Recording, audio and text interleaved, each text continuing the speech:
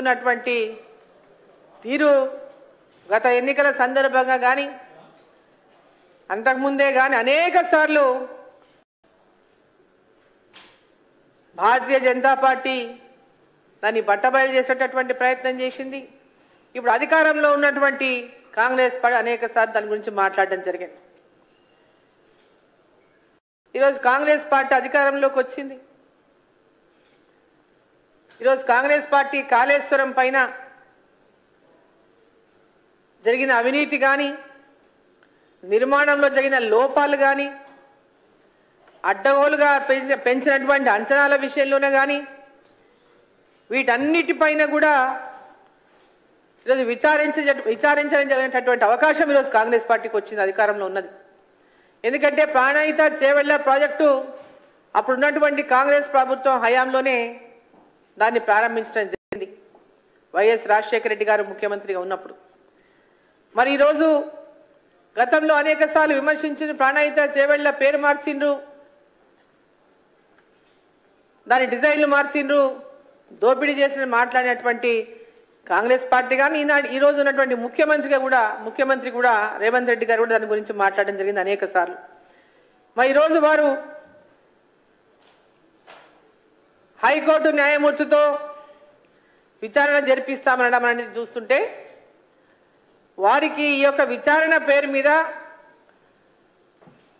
High court న్యాయమూర్తితో విచారణ అంటే కాలయాపన తప్పితే కాలయాపనతోనే గడిపేద్దామనే ఆలోచన ఉందా అనేటటువంటి అనుమానం ఈరోజు రాకమానదు. నాకు తెలుసు కోర్టు వ్యవహారాలు అంటే అవి వెంబడి తేలేటటువంటి పరిస్థితి ఉండదు, ఎంత సమయం పడుతుందో మనకు తెలియదు. మరి రేవంత్ రెడ్డి గారి హయాంలో అది ఆ విచారణ పూర్తవుతుందా కూడా లేదనేటటువంటి అనుమానం కూడా వ్యక్తం చేయాల్సినటువంటి అవసరం వస్తుంది. కాబట్టి మేము డిమాండ్ చేస్తూ ఉన్నాం, మా రాష్ట్ర అధ్యక్షుడు కూడా డిమాండ్ చేసినారు కిషన్ రెడ్డి గారు, దీనిపైన సిబిఐ విచారణ జరిపించండి. గత ప్రభుత్వం సిబిఐ మన రాష్ట్రానికే రావద్దన్న తిరిగి జీవో ఇష్యూ చేసింది. ఎందుకంటే వాళ్ళు చేసినటువంటి అవినీతి పైన ఎలాంటి విచారణలు ఉండకూడదు అని మంచిగా పకడ్బందీగా ఈ రాష్ట్రాన్ని దోపిడీ చేయడానికి వాళ్ళు ఆ జీవో తీసుకొచ్చిండ్రు. మరి ఈరోజు ఈ రాష్ట్ర ముఖ్యమంత్రి గారు వెంబడే ఆ జీవోను రద్దు చేసి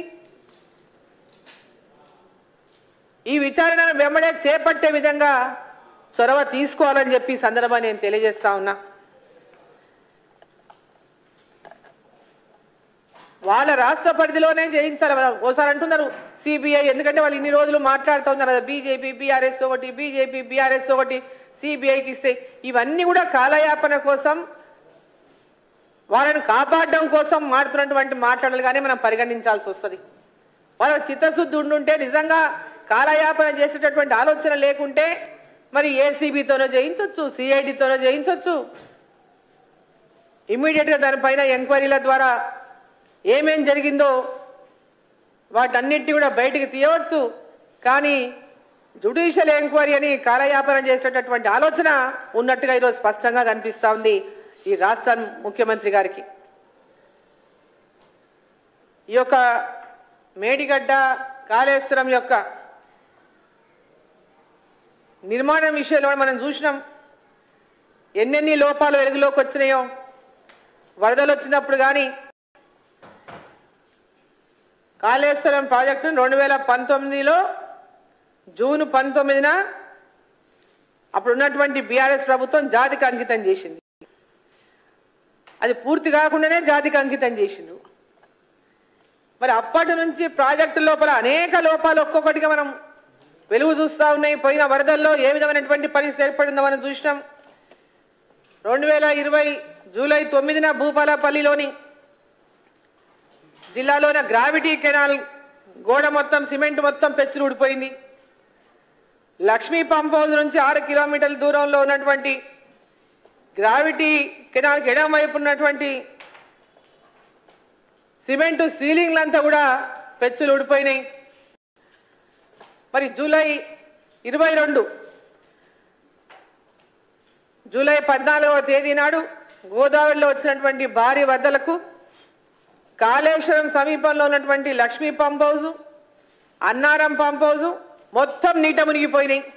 ఆ ప్రాంతాల్లో ఉన్నటువంటి పొలాలన్నీ కూడా చాలా వరకు వేల ఎకరాల్లో పంటలు నీట మునిగిపోయినాయి.